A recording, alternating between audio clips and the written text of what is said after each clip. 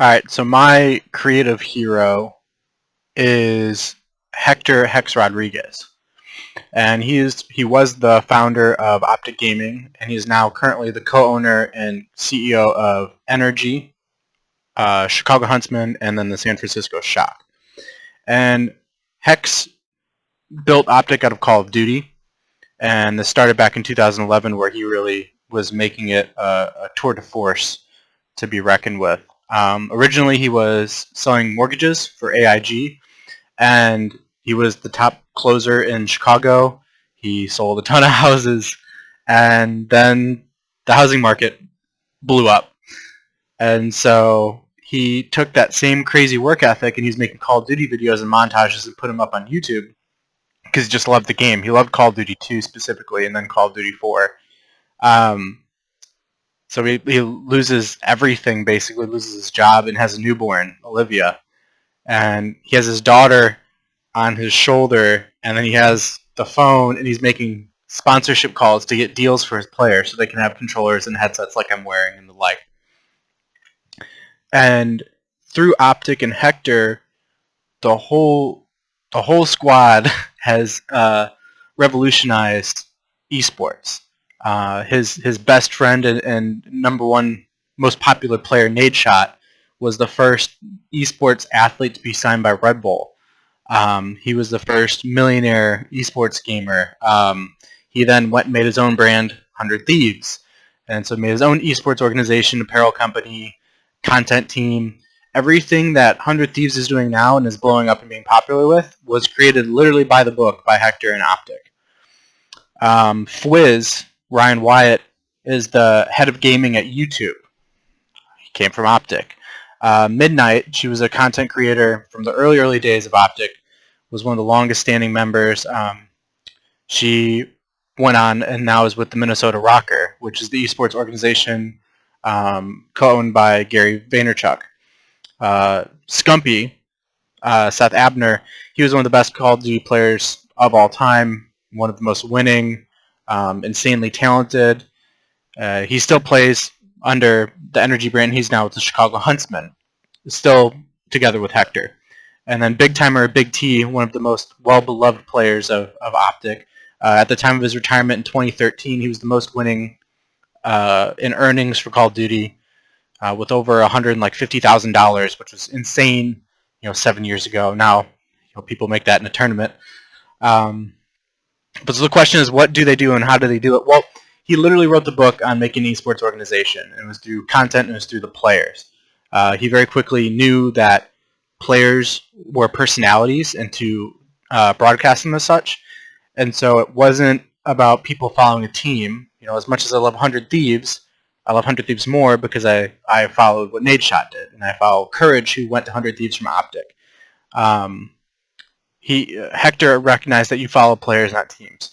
And so very quickly in the beginning, he had a shitty Dazzle capture card, and he was recording content because he wanted you to know about Predator and D-Treats and all the other players on Optic through their flashy montages and constantly putting out content and grinding.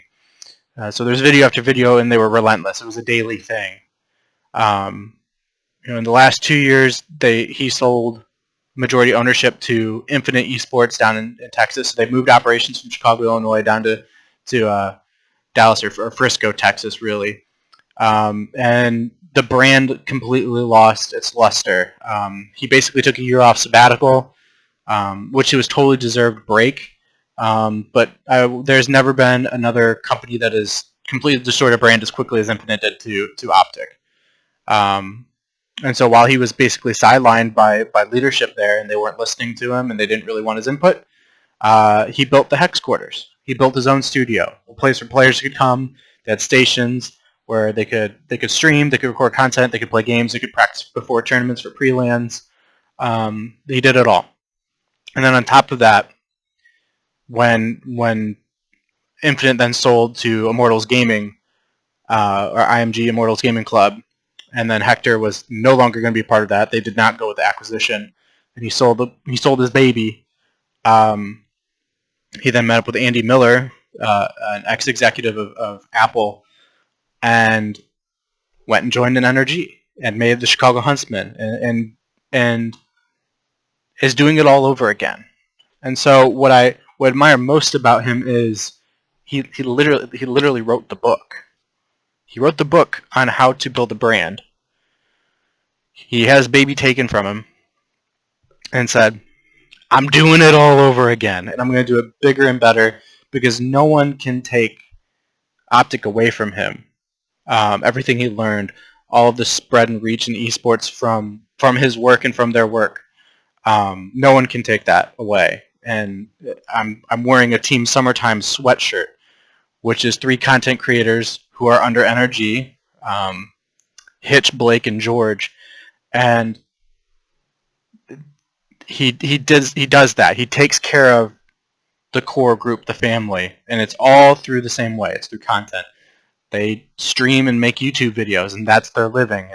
And they have 8,000 subs on Twitch, which means they're making about $8,000 a piece just from streaming every month. Not counting ad deals, not counting the sponsorship through Elgato, not counting anything they do with Nissan or Game Fuel or Scuff. So he built this empire of content, and then you're seeing the fruits of that labor everywhere else, and you're seeing it being successful everywhere else. So he's not crazy genius. He's not crazy lucky. He is a genius, and he did get lucky, but they gave away everything. They gave away everything in the book, and they said, "Here's how we did it. You can do it too." There's no limitation on work ethic, and so I've attached a link of basically the farewell of the last year, the last a Call of Duty tournament under the Optic before they went under new ownership and were Optic Gaming LA or Okla. And it's Crossroads 2. The original Crossroads was one of the best Vision episodes that they made, but Crossroads 2 then is this farewell piece, and it shows a montage of clips from all the different trophies they've won, the tournaments, the personalities, the people, and you can see the number of lives that were impacted. It's the end of the tournament, and they know that there's they, being the fans, know that there's turmoil going on, and he still made the point to his players, like, I know you just lost, but you need to go sign autographs. You have to go be with them. And the fans paid him back by cheering Hector's Optic. Hector's Optic. It's unlike anything I've ever seen before. I've grown up a diehard Notre Dame fan and an Indianapolis Colts and Chicago Bears fan. Nothing touches what the 40-year-old phenom has made in the past 9 years, 10 years, 12 years, and I'm happy to share the video with you, and at the same time, I'm inspired to work harder and ship every day, knowing that that's what he had to do to make Optic a thing.